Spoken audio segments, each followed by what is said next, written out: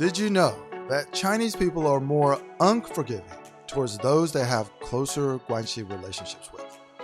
This not only highlights that there are cons to deepening Guanxi, but it also reflects Chinese attitudes, or their Xīntài, which is this week's Chinese cultural concept.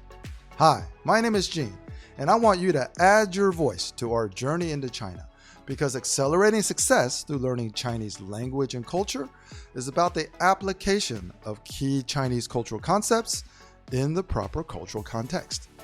Every week, I create a LinkedIn post to get other perspectives about one of 10 Chinese cultural concepts that I believe are misunderstood, but essential for understanding how Chinese people think, why they behave the way they do, and how to create more positive communication patterns that lead to more constructive cooperation.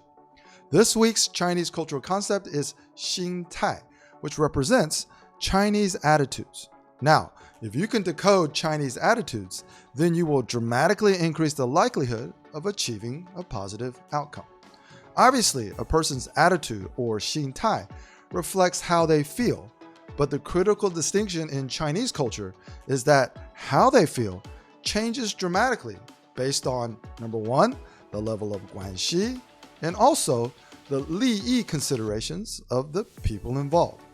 It also is changed based on how face, or 面子, is currently being exchanged, and something that can only be referred to as quote-unquote double standards that we probably try to avoid in Western culture.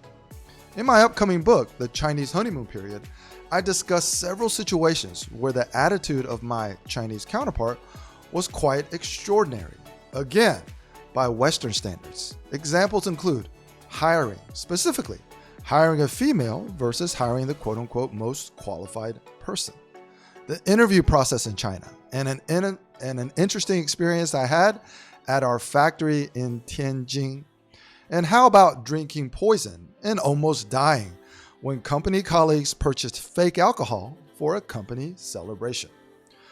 While you might be surprised by Chinese attitudes towards these situations, what's important is what we can learn from them so we can better interact with them.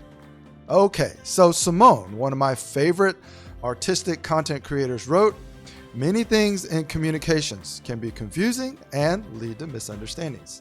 However, I've experienced that Chinese people themselves are often confused amongst themselves and cannot interpret the signs correctly." You know, this is an excellent point. I also share the same experience. Some of the behavior or vagueness that frustrates Westerners also frustrates Chinese people communicating with other Chinese people. And additionally, while it's not 100% accurate to say that Chinese people are quote-unquote collectivists, I have witnessed that they are much more comfortable with big households, other words, 大家庭. This partially explains why Guanxi is so important in Chinese culture. Chinese people need those connections for both psychological and social reasons, so they only allow more intimate relationships with their close Guanxi connections. All right, now Guan wrote, "It is a particular mentality based on the mind, how one approaches things, and a person's mental state. It also requires self-reflection and adjusting your mind to be at peace and in balance." Absolutely. So we should be aware of how our own minds work and also be empathetic toward how other people feel based on their mentality. All right. And then Julia wrote, "I have learned about Chinese mentality through my studies. Embracing Chinese thinking is extremely difficult from a foreigner's perspective, especially if one has not engaged in Chinese culture before. Therefore, it's important to first take an interest in their culture and its history to understand their mentality." Absolutely. You know, I believe Chinese mentalities are a mix of Confucian thought and Xi thought plus Mao thought, all mixed with Chinese culture and its societal norms. In Chinese culture, Xīntài is an attitude and corresponding worldview that comes from a person's upbringing and the environment in which they were raised. It includes the state of their psyche and how certain things make them feel. 善解人意 is a Chinese idiom for being good at understanding others. In other words, having empathy. Now, you can follow the links to connect with all of our contributors and engage with them directly. You can also share your experiences and see all of their comments by clicking the link in the description. At an emotional level, few things are more important than a person's attitude. Our attitude affects how others will respond more than the words we choose, especially across cultural differences where meaning rarely has a direct translation.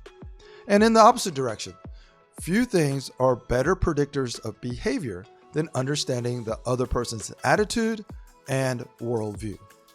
While the way Chinese people choose to express themselves may get lost in translation, their attitude and how they feel should not be.